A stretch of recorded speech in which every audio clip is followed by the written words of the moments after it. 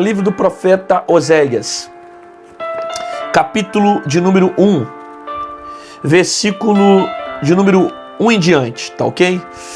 Palavra do Senhor que foi dirigida a Oséias, filho de Beeri, nos dias de Uzias, Jotão, Acais e Ezequias, rei de Judá, e nos dias de Jeroboão, filho de Joás, rei de Israel, quando pela primeira vez falou o Senhor por intermédio de Oséias. Preste atenção. Pela primeira vez falou o Senhor pelo intermédio de Oséias. Então o Senhor disse: vai, toma uma mulher de prostituições e terá filhos de prostituição, porque a terra se prostituiu, desviando-se do Senhor. Foi-se, pois, e tomou a Gomer, filha de Diblaim, e ela concebeu e lhe deu um filho, e disse-lhe o Senhor: olhe o nome desse de Jezreel, porque daqui a pouco castigarei pelo sangue de rei Jezreel a casa de Jeú, e farei cessar o reino da casa de Israel. E naquele dia quebrarei o arco de Israel no vale de Jezreel. Tornou ela a conceber e deu à luz a uma filha. E disse o Senhor a Oséias: põe-lhe o nome de olha isso, gente. Põe o nome de desfavorecida, porque eu não mais tornarei a favorecer a casa de Israel, para lhe perdoar. Porém da casa de Judá me compadecerei, e os salvarei pelo Senhor, seu Deus, pois não os salvarei pelo arco, nem pela espada, nem pela guerra, nem pelos cavalos e nem pelos cavaleiros. Depois de haver desmamado a desfavorecida, concebeu e deu à luz a um filho, e disse o Senhor a Oséias: põe o nome de não meu povo, porque vós não sois meu povo, e eu não serei vosso Deus. Ok? Essa palavra aqui é uma palavra com peso muito grande, né? A história de Oséias é uma história que dificilmente você vai ver pregações sobre a história desse homem, principalmente da forma como Deus resolveu escrever a história dele, né? Você já percebe pela forma como eu li no capítulo 1 de Oséias que Deus deu uma ordem através do profeta para casar com uma prostituta e para que tivesse filhos com essa prostituta, e que esses filhos, que seriam filhos de prostituição, porque essa mulher já tinha uma vida de libertinagem, esses filhos teriam nomes também proféticos.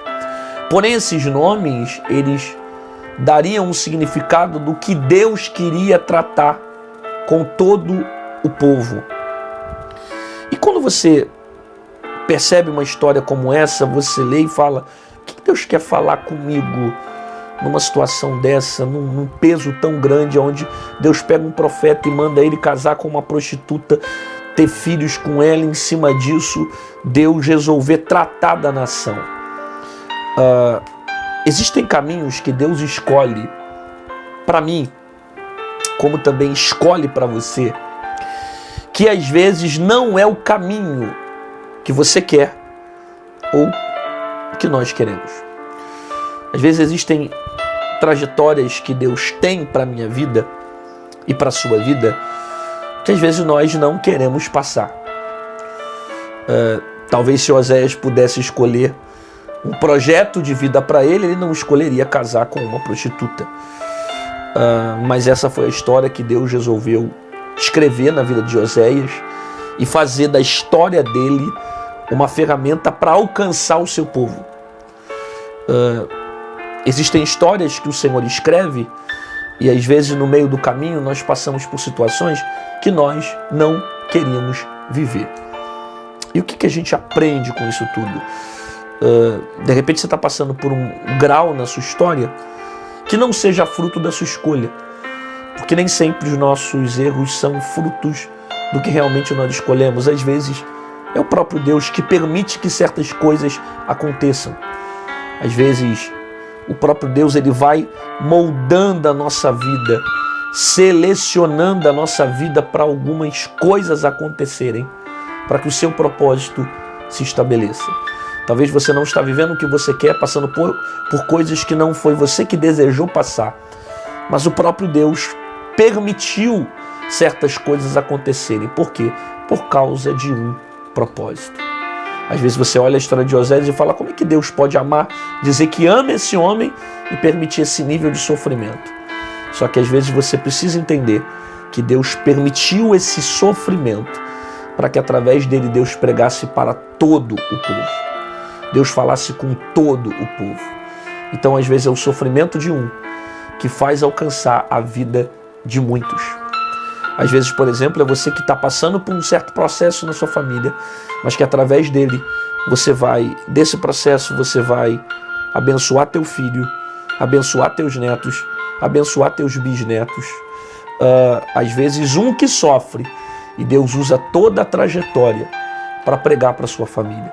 Eu estou dizendo que às vezes você está passando por situações que você não entende o porquê que está acontecendo. O nível de dor, o nível de sofrimento. E você não queria passar por nada disso, mas eu quero dizer que lá na frente tudo isso que você está passando vai servir como ferramenta para pregar para alguém, para ser instrumento de evangelização para alguém. Por quê? Porque Deus nunca permite um sofrimento sem propósito. Deus nunca permite a dor sem um propósito.